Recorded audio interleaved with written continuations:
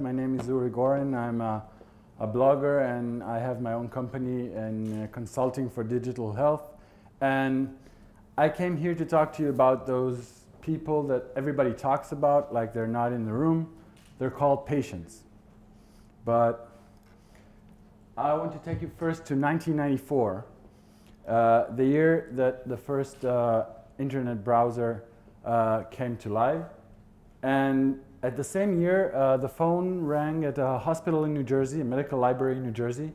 On the phone was a guy saying his name is Dr. Blakely, a family physician in the area, and he was asking for a special article to be given to him, but he will be coming after hours because he's very busy, so he wanted them to leave it outside the library in an envelope, and he'll take it at night. Nothing unusual, but the phone rang again at 4 o'clock, but now the manager of that library was on the phone, and she knew Dr. Blakely, and that his voice on the phone sounded a little off. So she called Dr. Blakely, who she knows, and she asked him, "Did you ask for this paper?" He says, "No, not me. No, anyone from my staff asked for this paper." She called security up, and they waited. And after hours, a man came up, limping a little bit, going up the stairs, taking the envelope. Once he takes the envelope, security takes him out. And they start talking, and the story unfolds. This is a patient of Dr. Blakely, and he has a chronic hip condition. And Dr. Blakely wants him to get a hip surgery. But he doesn't want to, or doesn't know if he wants to yet. And he asked for Dr. Blakely to give him a review on hip surgeries that was just published, but Dr. Blakely refused. In 1994, he had no idea how to get to that review, but to impersonate his doctor and take that review from the medical library. Today, it sounds almost ridiculous.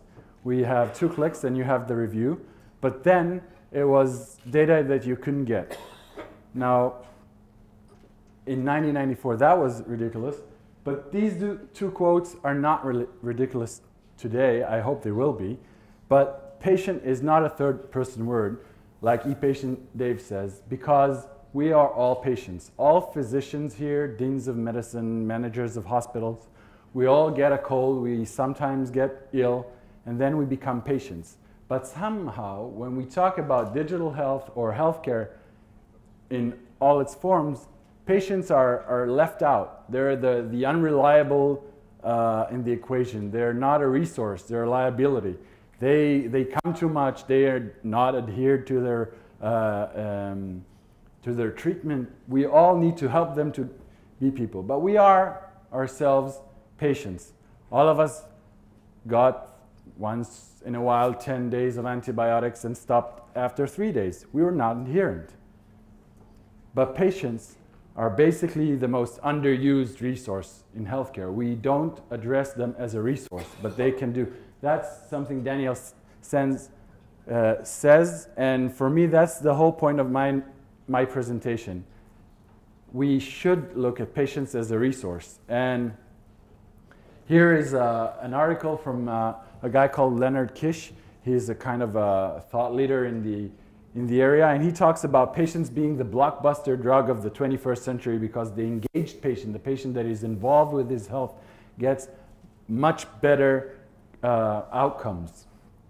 But it's very difficult, and he gives a great metaphor. He gives a metaphor of a restaurant, and the doctor being the chef.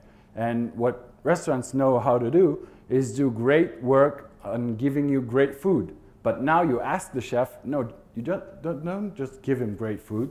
Teach him how to cook it at his own home. And that's very hard for doctors because they're not used to doing that. This is not part of what they're trained to. But it's not impossible. It should be.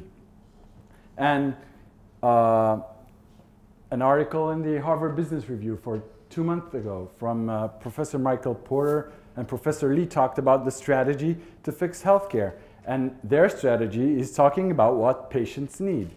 And if you live in Israel now, there's a committee, a very big committee called the German Committee in the Health Ministry. And they're talking about how to fix the public health care or to strengthen the public health care. And all they talk about is what physicians do. they don't talk about what patients need. Just, you know, reversing this think pattern will do a great deal. Because I have doctors, friends on Facebook, and they were talking about doctor referrals to the ER and stuff like that. And I said, how about, and they said, patients don't want to be referred to the ER. I said, okay, that's the outcome, but it doesn't necessarily mean we need more doctors in the community. We need to get less patients into the ER. Let's find out how to do that, and let's ask patients why they go to the ER. Some patients want to go to the ER. They're lonely, they get in the hospital, they get taken care for 3-4 days. They want to be there. It's not bad for them. So maybe we should think about that. Even the FDA have thought about patient-focused drug development.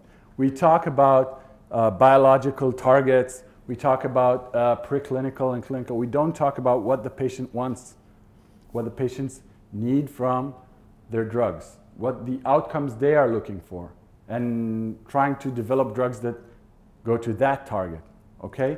Not just the something with 12 letters, a new kind of enzyme. And drugs are not just for development. You need to be patient-focused, not just in the development, but also in the consuming. This is a really new report from PwC talking about the customer experience while consuming drugs. We don't do very good at giving them a good experience when they buy drugs, especially in the US. I was amazed that I had to wait 40 minutes for my drug to get done before I can take it, a prescription drug. While in Israel, you take it out of the counter really fast, but also you have to wait in line. Maybe you want it at home, maybe you want it in different pills. We don't talk about it. We saw Telesofia about reading the leaflet, which is impossible. We need a new and very interesting way of doing things. And the last one is about our medical records. By law in Israel, our medical records are our property.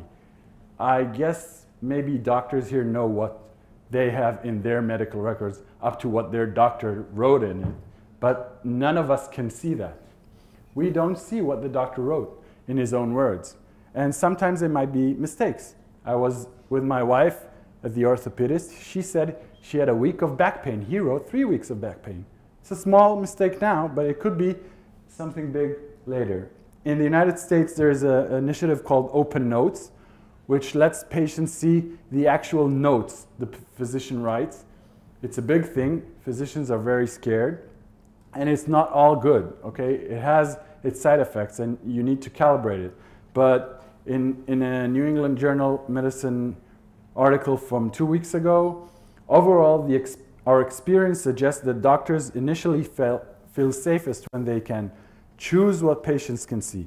But as they evaluate feedback from patients and colleagues and learn and discuss choices with their patients, their preconceived limits tend to fade away. Ideally, both patients and providers should be able to set preferences about sharing information. Wow. Regardless of the setting, Open Notes can help improve patient safety by allowing contributions from patients and families which may catch questionable statements or clinically important mistakes in notes or find lapses in follow-ups that need to be rectified. This is a big thing, and it's not done anywhere in the world. I guess Open Notes is one of the few who do that. And getting patients into the system is not just a nice to have thing because patients are empowered, because shortage of doctors, because the huge amount of information and because medicine has become long-term, patients need to be a part of the process. No one can know all the medical knowledge out there, okay? They talked about 5,000 papers a day. Maybe your patient can bring you a paper which is important, but you don't know about it. Online information and social networks. You can say patients are not adhered, but they talk to their friends, they bring a lot of information. You have to acknowledge that and try to make conversation about it. And of course, rising costs, engage patients, lower costs, and quality and access, of course. When patients are engaged, some good things come about. A people-powered health is an interesting endeavor in the UK done by a charity called Nesta, which is about innovation, and they are trying to get patients part of, a seat at the table of thinking how to do healthcare better. And they have all kinds of approaches. Not all of them are digital, but they do a lot of things that patients want, like a social prescription. They found out that diabetes patients sometimes need a prescription to go to a club to meet other people. When they're socially engaged, when they feel more happy, their diabetes do better. Okay? They've projected that this people-powered health thing could save 4.4 billion pounds if it works, and that's a lot of money. And the other quote is from something Kaiser did back in '98 when they engaged patients and did a holistic approach to them. They found 88% reduced risk of dying from cardiac-related causes, and they reduced overall mortality by 76% in those patients engaged in this treatment. So how digital does connect to this? Because we heard all day, and that's the bad thing about being one of the last speakers, we heard about it all day, but all these tools can help us engage the patient outside the clinic, become a new kind of way of treating. Some call it the clinic of me. I am the clinic on myself. And all these are tools of the trade, but you have to talk to patients. You have to hear their voices.